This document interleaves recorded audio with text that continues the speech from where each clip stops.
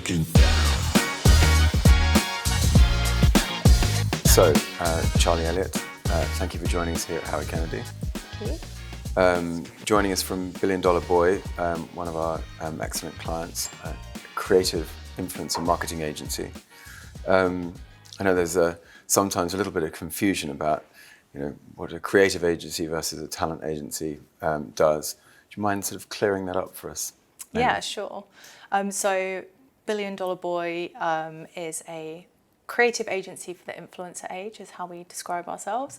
So we are a creative agency, very much in the kind of traditional sense of creative agencies. We are making exciting work that's being put out on various different media channels, but we are specifically looking at that output through an influencer lens. So we're working with creators and influencers, we're working with talent and connecting them with brands. So we're not a talent agency, we don't represent the talent, we work alongside them as partners. Okay, excellent. Duly cleared up. And to make it more confusing, sometimes there are creative agencies that have talent agencies as an adjunct to them. Yes. That's right as well, isn't it? Yeah. And in terms of the sort of the areas that you work in, I know that one of the areas is interactive video games or gaming, and you've got some quite key clients in that area, don't you? We do, yes. We work with King, who are the makers of Candy Crush, everyone's favourite mobile game. And so tell me, what is it that they're looking to get particularly from working with Billion Dollar Boy and also, I suppose, from content creators? So they're really looking for a new way to create content. The traditional way is that you would engage with a production company and would be creating that content probably in-house. By working with us, we can work in a few different ways. So we can ask a creator to make content on behalf of that client. We can connect them together so that the creator and the client are actually creating content together. Or we can work with creators in a kind of more advisory role. So they can be hosting focus groups, they can be the creative director behind a piece of content. There's a huge amount that creators can bring for these brands. So they're really coming to Billion Dollar Boy to look at different ways of creating content and putting it out to a whole new audience that would otherwise go untapped. Sounds very flexible. Sounds like you can almost do anything in that space. Yeah, I like to think so. I think we definitely can. And you're the head of strategy for Billion Dollar Boy, is that right? Yeah, I lead the strategy team. Okay, so I imagine in a space where you can do almost anything, that leads you lots of scope for strategy. Yes, strategy. I always say that as a strategist, you have to have your heart right in culture. You have to be kind of interested in everything, take inspiration from anywhere. So when we work with gaming clients, we're never just looking at the gaming industry. We're never just looking at gaming creators. We want to look further afield. So we always talk in strategy about the 3 C's. We look at your consumer, we look at culture, and we look at your category as well. So we'll look at what your competitors are doing. And it's not just necessarily what you should be doing, but we want to guide you to understand what you should not be doing as well. That's the really interesting part of strategy for me. Yes, I mean, we touched on this earlier on, didn't we, when we were talking over lunch. I think that one of the hard things to do in any strategy is decide what you're not going to do, particularly when there's so many things that look like they might be profitable. Yep. But tell me, particularly in relation to gaming, what sort of things do you engage the influencers, content creators to do? What would a piece of promotional work look like for a gaming company? So I think if we were looking specifically at, let's say we're promoting an actual game or a console, the obvious thing would be to show that being used, being played by whoever their desired target audience is. We would challenge to go beyond that and kind of step outside of the actual gameplay and show it within the wider, culture and within the wider universe. So for example, take Mario Kart, you've got your Nintendo Switch, and we could easily film an influencer playing it, we could show them playing it, etc. That tells one side of the story. But then you actually step away, and I don't know if you've ever been to Japan, but you can dress up as Mario Kart characters and drive around the streets of Tokyo in a go-kart dressed as a Mario Kart Firing mushrooms character. at each other. Yes, exactly. Sounds very exciting. So, you know, that's an example where we would want to step away from just looking at gameplay and bringing a brand into a different area of culture, giving them a different spin, and challenging the brand to look at their own products in a different way. Okay, so that started out as a very sort of traditional answer. You'd look at the game, and you ended up in a completely new space. You can see why it would be so attractive to businesses. And I suppose the other thing is, why are businesses? Why is it so successful? Why is influencer marketing and working with content creators having such a huge impact? It seems to be a sort of never-ending explosion of new work for you guys. Yeah, I think influencers and creators bring authenticity and integrity to everything that they do. They themselves are their brand, and every brand that they work with, every company they work with, every campaign that they're on is a reflection of their own brand. So their own livelihood is at stake. They've built an audience who trust them. Everything that a creator does is built on trust. So they don't want to ruin that trust of their audience, otherwise their livelihood is gone. So working with these people, you bring in their audience who already trust them, already value them, and know that they're not going to work with brands who don't align with their values.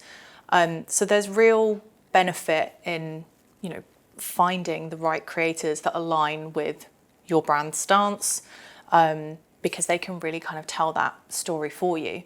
So more and more brands are starting to open their eyes to this.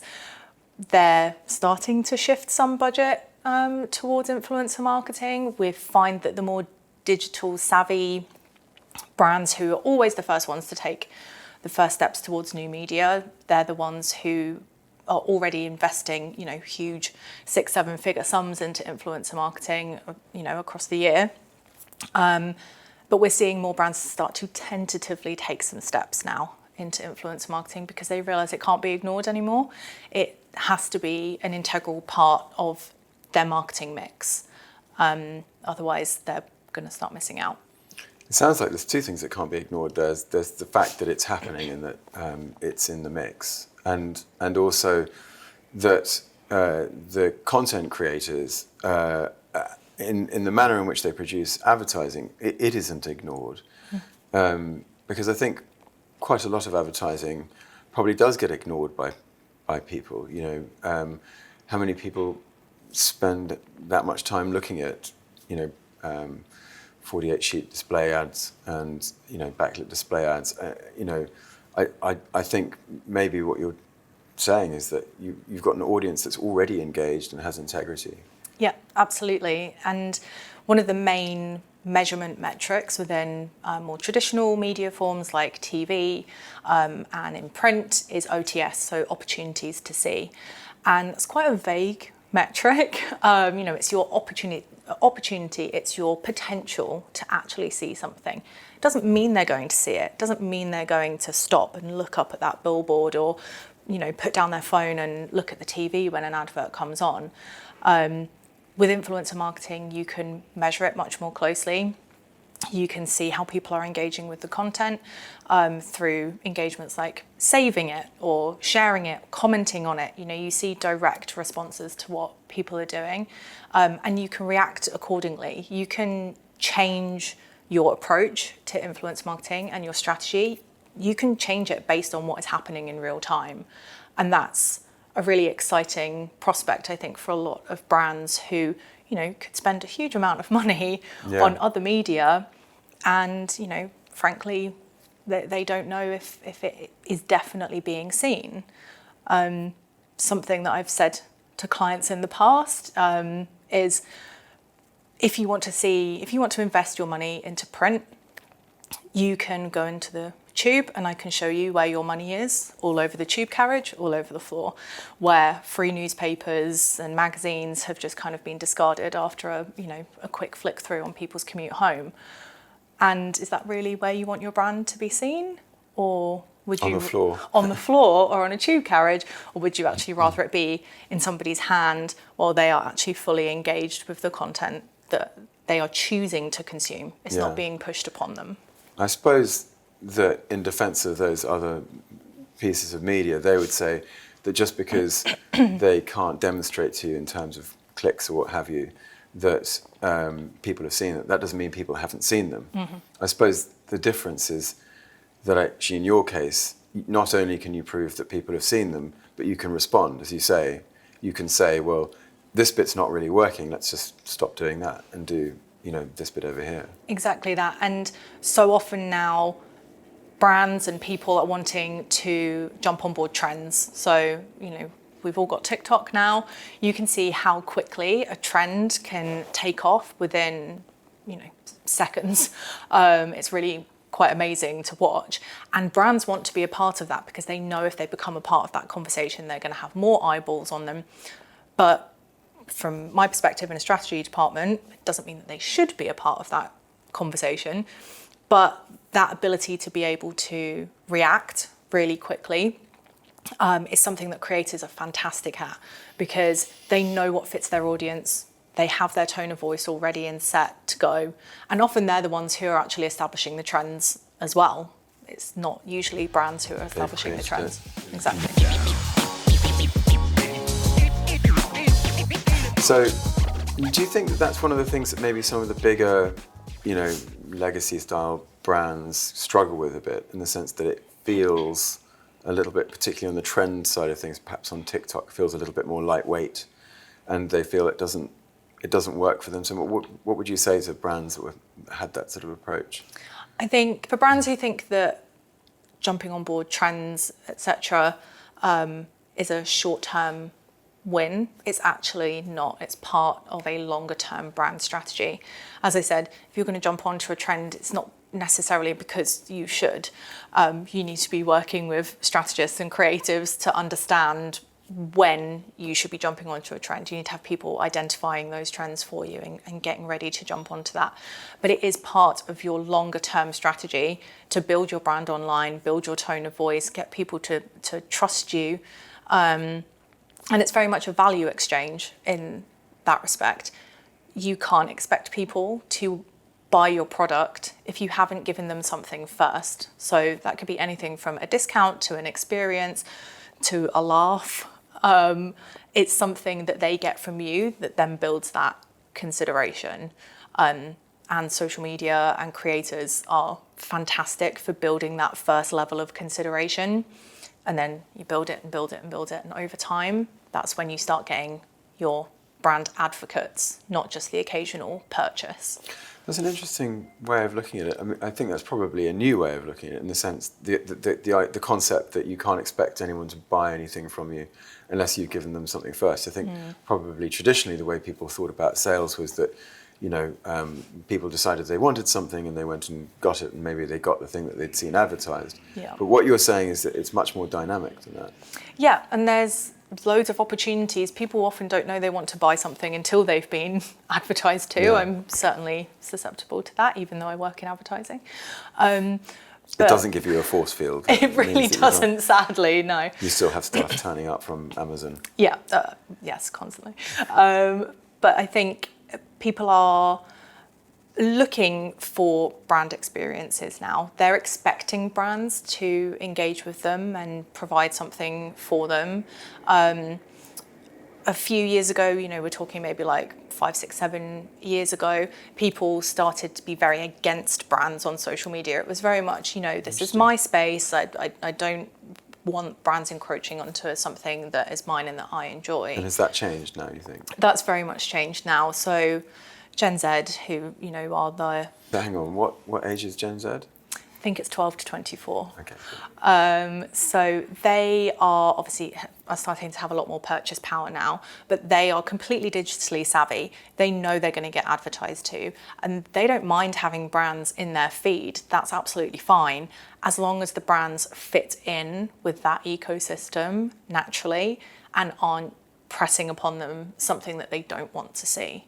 So we need to be making sure that we work with brands in the most natural way possible, and creators are a perfect way of doing that because these young people are already following these creators. So we are just naturally fitting into the digital ecosystem that they live in.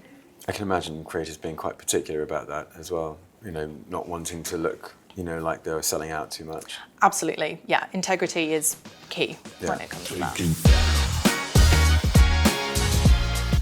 Strategically, how do you see working with gaming clients going in the future? I think there's huge scope for how we can be working with gaming clients in the future.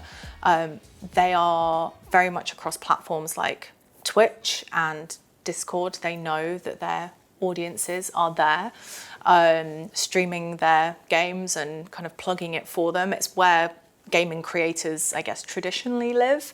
But actually lifting them out of those platforms, bringing them into other social media. So TikTok have a gaming platform now, YouTube gaming also exists. All the social media networks are trying to get a slice of the pie of gaming because it really is growing so much. But I think you've got gaming companies, but you also have to look at gaming as a platform, a media platform in its own right. So take H&M, for example. You can buy H&M clothing on The Sims. You can get credits on Call of Duty through energy drink providers. There are brands who are using gaming as a platform and as a media space.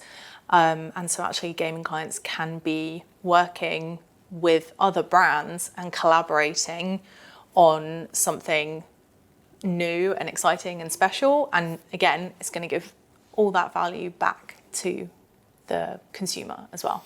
That's interesting. So I suppose one of the things that you're saying is that these gaming businesses, when you say they're going to work with brands, or you've got H&M and The Sims, essentially those games are their own little world, aren't they? And as such, when one's thinking to the future about sort of the metaverse, they're all their own little metaverses, and it's open to gaming companies to think strategically about what they involve, who they involve, and how they involve them. Absolutely, and the metaverse is something that we love at BDB. We recently won 4 Cannes Lions for our work in the metaverse with Heineken. So a really Congratulations. Thank you very much. Great brand to be working with. And we've got a great white paper all about why brands should be involved in the metaverse. So it's a really exciting space. Meta themselves are really heavily investing in VR headsets. They've got Horizon Worlds, which is their metaverse kind of area. And I think there's a lot of opportunity for gaming clients to be looking into the metaverse and seeing what they could potentially do there. I think unlike some other technologies, for example, NFTs, I think NFTs are probably, I don't personally see NFTs really growing hugely. But the metaverse, I think NFTs maybe might live within the metaverse, and that might give it a new life. Talk to me about gaming companies, the metaverse and NFTs, because one of the things that we have seen gaming companies do is working with NFTs so that people can own things within games. Yes. And that will be transferable to the metaverse as well, I imagine. I believe so. I think NFTs within the gaming space has actually had huge pushback from gaming communities. They've kind of been quite vocal in saying that they don't want NFTs there. So you take a company like Ubisoft, for example, they have invested a huge amount of money in NFTs and have yet to start seeing much of a return. Yeah. I know Valve has banned NFTs from inclusion in any of their games, haven't they? Exactly. So gamers don't really want it. And I think we can look at NFTs going into the metaverse in a more holistic way that not so much just about gaming. I think there's maybe some value there, but in terms of actual computer game software, I don't think it's got much legs personally. But come back to me next year and see if I have the same answer. Actually, what's interesting is very often that the esports teams are being promoted by content creators rather than the esports players. Because content creators are, funnily enough, better at creating content than esports players who are really good at playing esports. It's in the name. But I suppose there is a little bit of crossover for both, isn't there? So talk to me about that. Yeah, I think that's a really interesting point because people completely underestimate the hard work that goes into being a professional influencer or creator. These people have created their own brand by themselves without the help of huge marketing budgets. And what they do is unique to them. And, they are often scripting, editing, filming, pitching. They might be doing all of that stuff with or without the help of an agent. And we definitely shouldn't underestimate the hard work that it does take to be a professional creator. And so, if you're an esports player, why would you know how to create good content? But I think then that leads to what we kind of refer to as a pyramid of influence at BDB. So at the very top of the pyramid, you've got celebrities, essentially. So they are known for doing other things, your esports players, your football stars, your Beyoncés of the world, that brands would love to align with. But we're more likely to make content that features them. So within BDB, we create content as well. We have production capabilities. So we would create the content and... Sort of old school production, essentially. Yeah, exactly. And then you've got the influencer who is featuring in that content. And they've probably got a huge social media following, not because they're creating amazing content, but just because they're a well-known name. Yeah. So then they can kind of share that content across their platforms and, again, bring their audience in. So they're at the very top of this pyramid.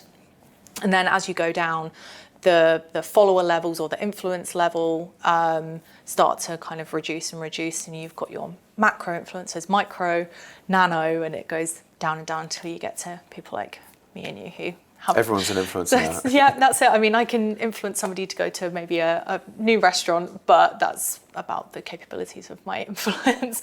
But yeah, esports players are very much influential because they have these social media followings. So I'm sure if they endorse a brand, there are large cohorts of their following who will take them up on that and will seek out that brand. So they definitely still have that power. I think esports teams are, very aware of the huge potential in that sort of audience as well. Actually, an old colleague of mine from when I worked at Refinery 29 actually went on to be the VP of marketing at Astralis, which is, obviously a huge esports gaming company. And they brought her on because she worked at Refinery 29, which is a digital publisher for millennial women and non-binary people. And they wanted her experience of working with an audience that, as of yet, is relatively untapped for them as an esports company. And you're seeing more and more commentators who are female, non-binary, who aren't white within the esports space. So as that starts to diversify, it becomes more interesting as well to influencers and creator marketing, because I would argue it is one of the best ways to ensure that you have a diverse representation across your brand. Creators come in every single shape and size you can imagine. That's good. And it's something that we love to encourage our brands to do more of as well. Okay, great. Good stuff.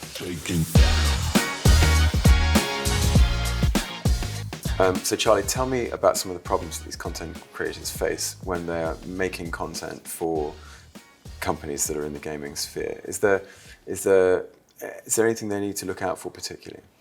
So I think we are probably most aware of when influencers and creators are especially on Twitch and YouTube, when they're actually playing games and they're streaming or they're providing it as video on demand, we're very aware of copyright infringement. There is a term for it within gaming called copy striking.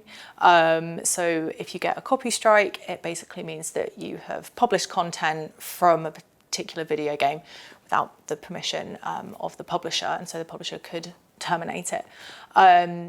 It also could potentially come from the music within a game, so the publisher might be okay with it, but if they have used copyrighted music within a game, if that then appears on a streamer's video, then that music artist could then ask for that to be pulled down as well. It's really interesting because gaming companies are starting to become savvy to it now.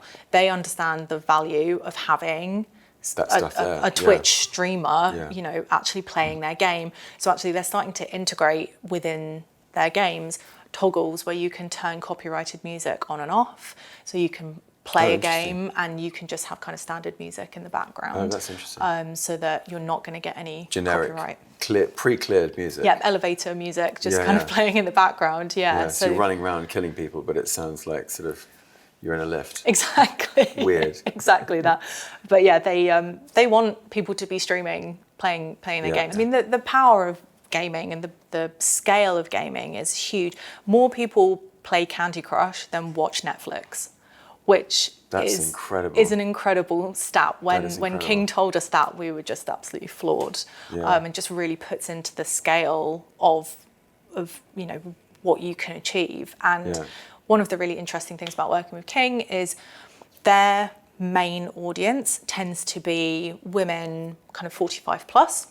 Really? And actually they wanted to show younger people that the game is fun to play. Yeah. But it just goes to show gaming is not just teenage boys playing games in their bedrooms anymore. Gaming is playing Candy Crush on your phone when you're commuting into the office. Yeah. It could be, you know, it could be anybody. I own a Nintendo Switch. I wouldn't consider myself a gamer, but I have a Nintendo Switch. I was one of those lockdown people that bought Animal Crossing, and the same as everybody else. So everybody is a potential gamer now. And when you look at the rise of mobile gaming, you know, somewhere like India, for example, where a lot of people can't afford consoles or PCs, they're playing on their mobile phones. So gaming is everywhere, it's for everyone, and we definitely need to be broadening the scope of who we're talking to. Charlie, thank you very much for coming in. Thank you for having me. I think that's what it is.